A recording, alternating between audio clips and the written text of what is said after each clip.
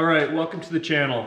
Today we are going to be rebuilding and replacing a lot of components on these 1965 Bing sidecar style carburetors. To get started, remove both these fuel lines. They go over there. You can see a lot of these rubber components are pretty brittle and splitting on this bike. And then also there's these two. They go here, they just kind of get pressed inside the airbox here, then they're held onto the carb here with just a little rubber boot and a hose clamp. So to get these off, you'll have to undo the hose clamp, pull it off, and it'll just slide right out of the airbox here. So that stuff's already done and out of the way. So to remove the carburetor, some of the things we're gonna have to do, I like to just kind of loosen up everything first while it's still attached to the cylinder head. That way you kind of have something supporting the carburetor, so you're not just doing it on the bench and struggling with it on the bench, I guess. So what I'm going to do first is just loosen up. There are two 13mm nuts that hold the carburetor to the cylinder head.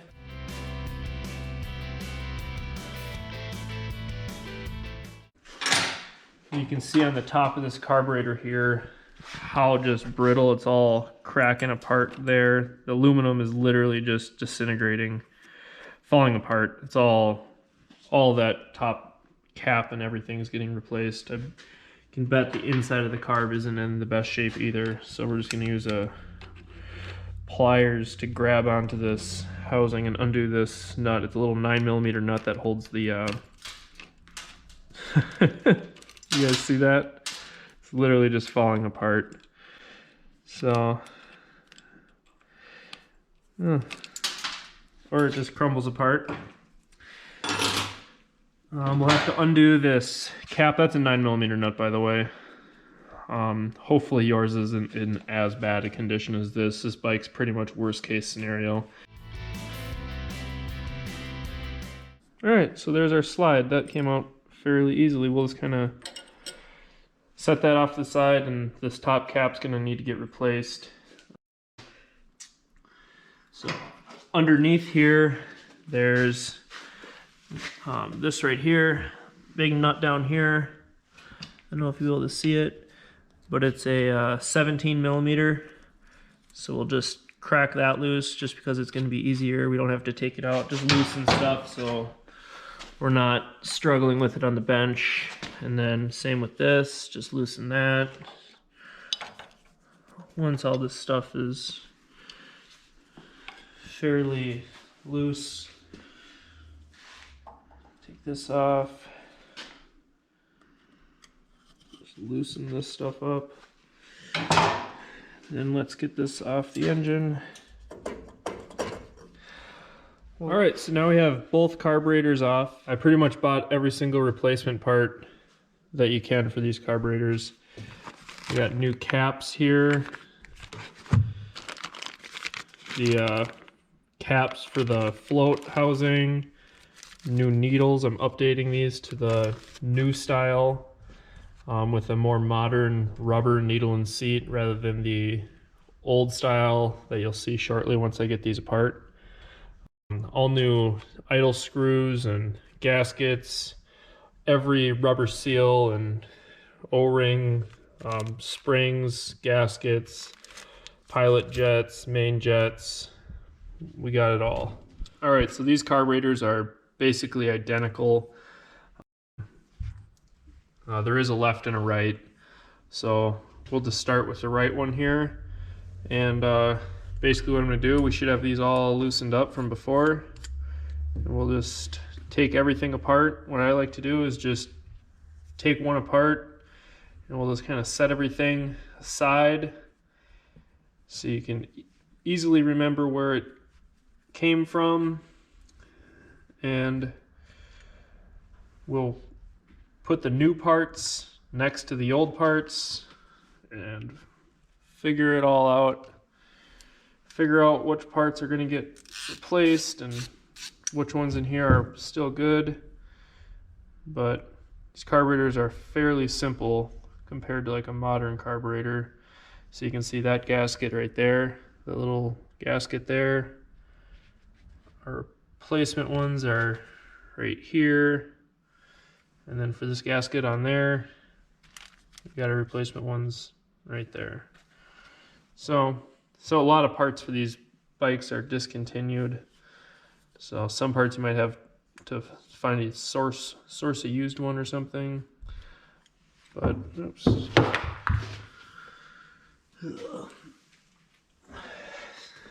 This is your idle screw. Just kind of set all that stuff aside.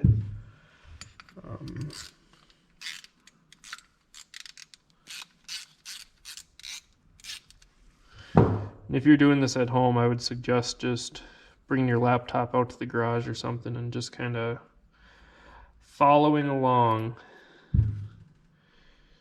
So we got, see this cap right here. We got new ones right here, and then this right here. We also have a new one there. So it does help to just do one carb at a time. That way if you don't know how something went, how something got taken apart, or can't figure out how to get it back together, you have the second carb to kind of look back on. And a lot of these gaskets are just crumbling apart. Let's take this top cap off. These two screws.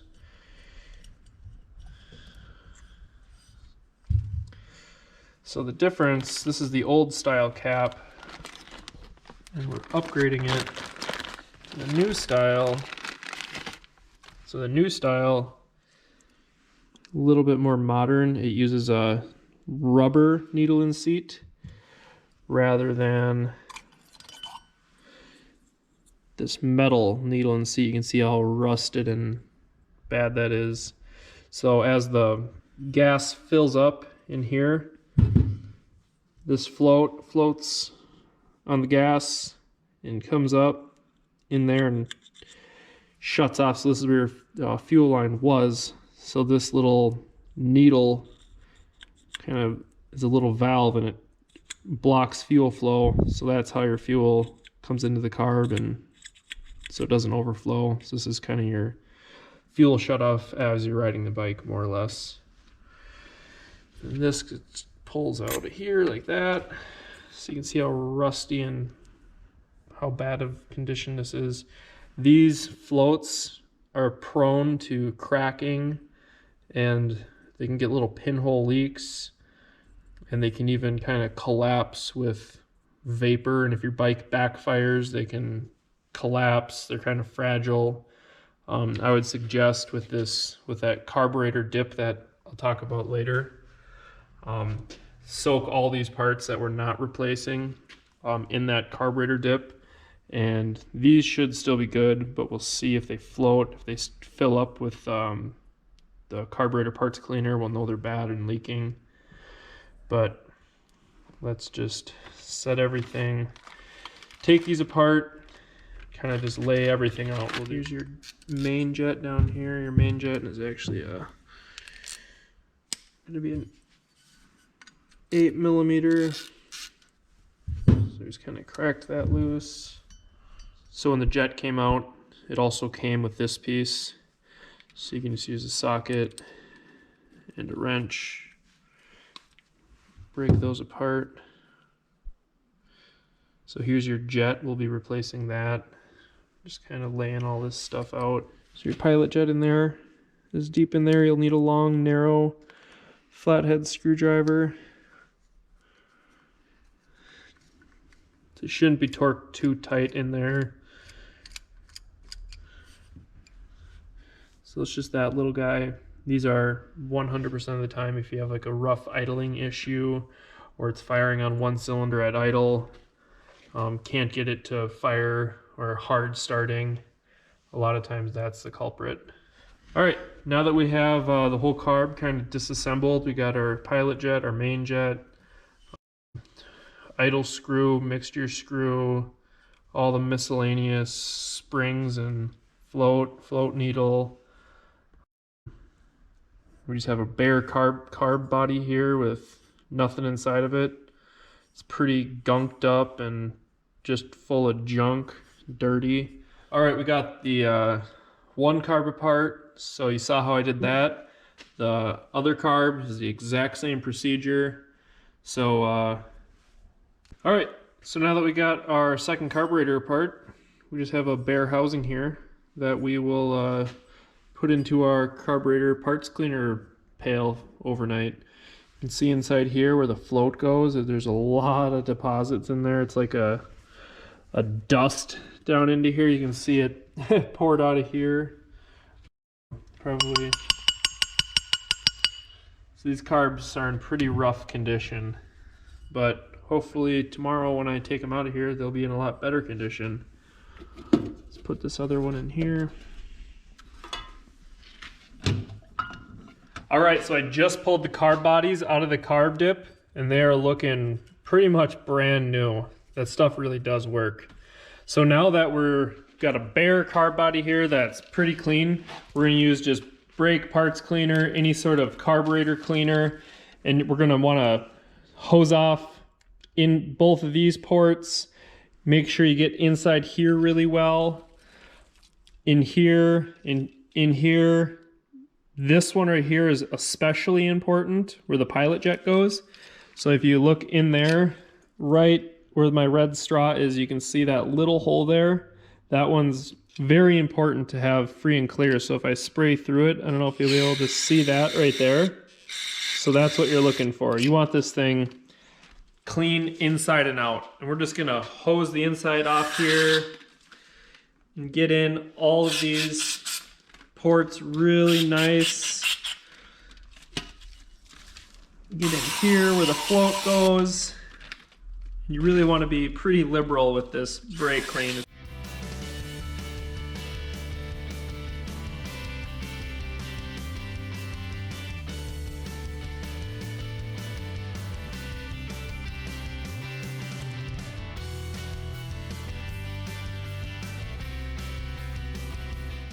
All right, so let's get to putting these things together. So a lot of these components we have brand new ones of. So what I'm gonna do is just kind of put the new ones next to the old ones and set the old ones aside so that I don't accidentally put one of the old parts in when I should have put one of the new parts in.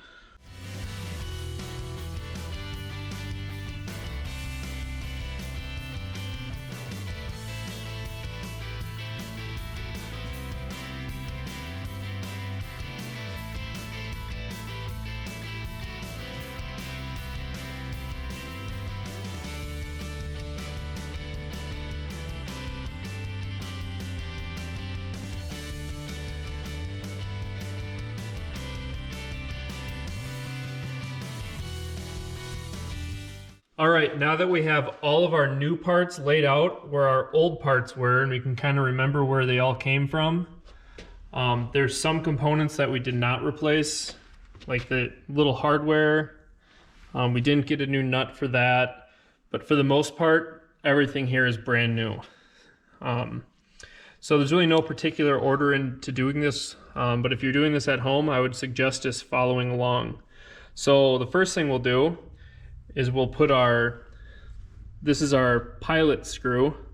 So this controls the very low end of our mixture. That's what controls how much fuel goes through that little tiny hole that I talked about earlier. So fitting this in, what we're gonna do is it goes this piece right here with this little edge, beveled edge down, and then this piece goes over it like that. This goes through there, and then we're going to just thread this all the way. We'll thread this all the way in until the taper bottoms out inside the carb body. So when that taper bottoms out, what that's doing is it's closing off this hole right there. So that would be theoretically closing off the pilot circuit and giving it no fuel. See how that all this stuff in here still kind of spins easily after this screw here gets bottomed out. So this screw is bottomed out right there. Again, barely any force, and this still spins. So you bottom that out, and then we're going to go turn and a half out. So you just eye it up, 1, 2, 3 half turns. So that'll be a turn and a half out, and then we'll just gently seat this nut. And then the next thing we'll do is we'll put our main jet. If you remember from earlier, your main jet threads into there. And then this whole piece threads right into that hole, right down into there. So that'll get dropped down into there.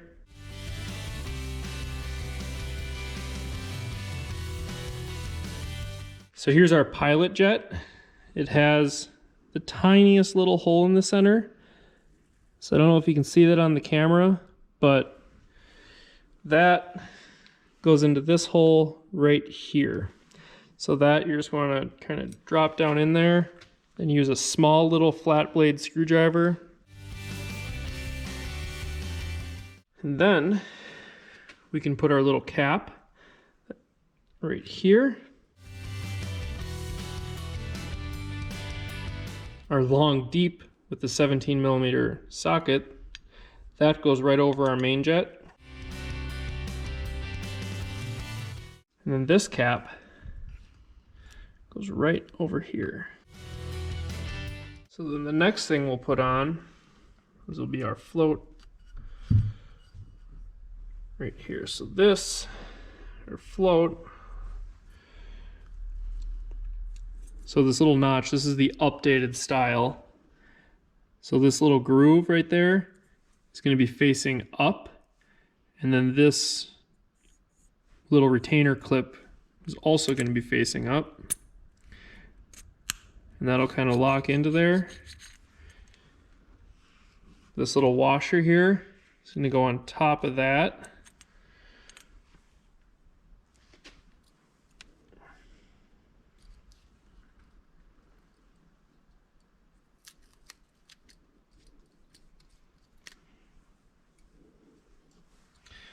And then when this gets set in there, this right here, the bottom part, is going to ride in that little hole way down in there. I don't know if you can see that on the camera. At home you should be able to see it. And this top part is going to go right through there. And this, when this floats up, it's going to open and close the fuel. So your fuel is coming in right here. And there's an updated needle and seat in there that uses a rubber one rather than metal on metal.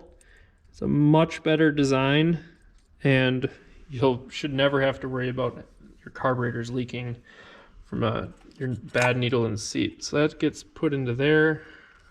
Don't forget the gasket.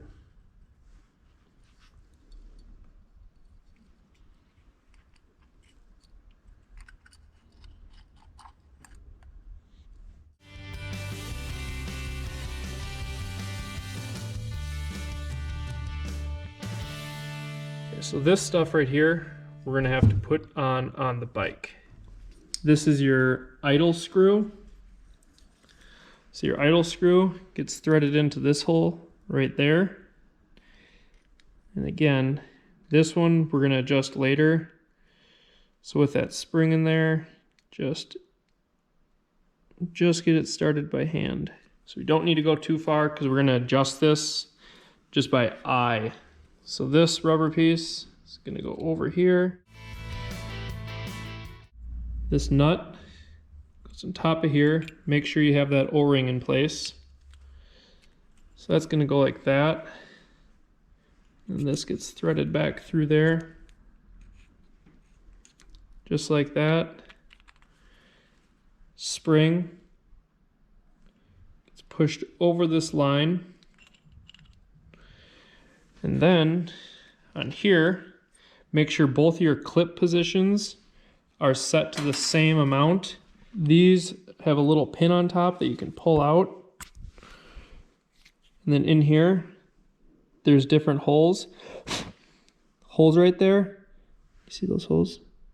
So you can set this to different positions, and this is going to affect your mid-range. So if you have a boggy mid-range, it could very well be this being set to too high of a clip position so that your bike is getting more fuel than it should.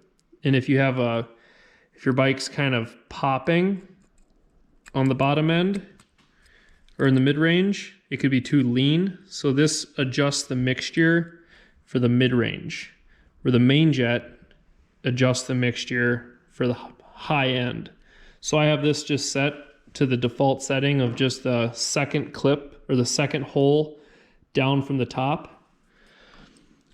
And we're going to thread this with our spring on there, put it into that hole, and then you're just going to kind of push down, and there's a large hole and a small hole. You're going to want to push it through the large hole, then it kind of gets pushed over, and then you're just going to let it go, and now it's in there.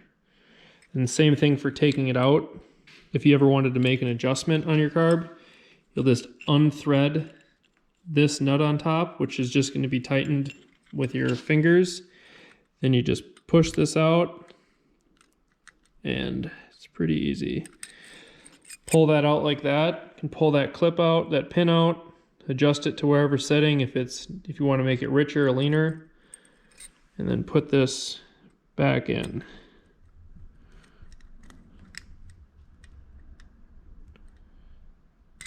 Just like that. Got new gaskets for right here. This goes just like that. And we'll use our 13 millimeter, two 13 millimeter nuts.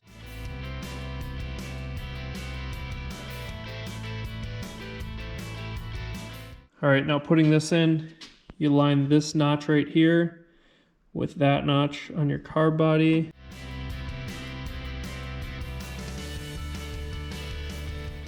This notch right here in the cap, which gets aligned with that notch right there in the housing.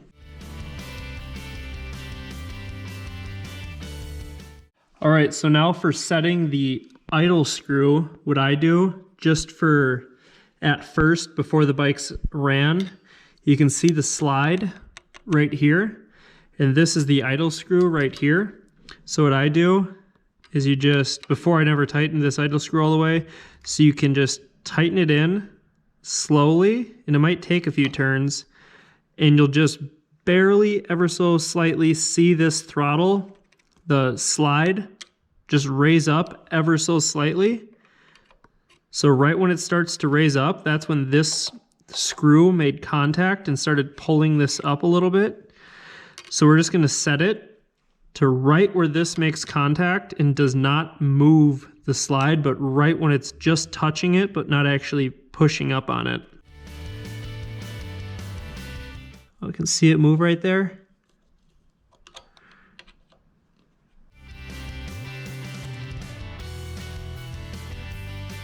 But right there is where it just starts making contact. And then I'm just gonna go one turn into it. So it'll push it up one turn on this screw, just so when we go to sync our carburetors, we have the idle screws set in the ballpark, so they're similar. Then we can do a majority of our adjustment with the pilot screw over here, which should still be loose, just barely snugged up. That's not set where it needs to be yet. So now, let's do the exact same thing to the other carb.